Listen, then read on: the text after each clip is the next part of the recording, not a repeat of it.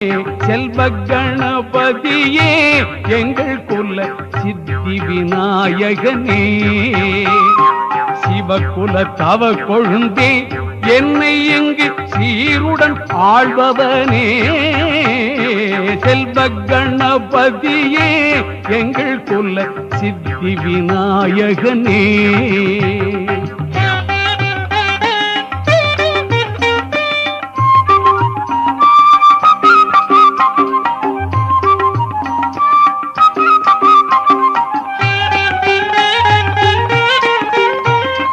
ஆதிக்கும் காரணனே பிள்ளை முக ஆனந்த பூரணனே, ஆதிக்கும் காரணனே பிள்ளை முக ஆனந்த பூரணனே, கீதையை எழுதி தந்த வக்ரதுண்டி கீர்த்தி விநாயகனே.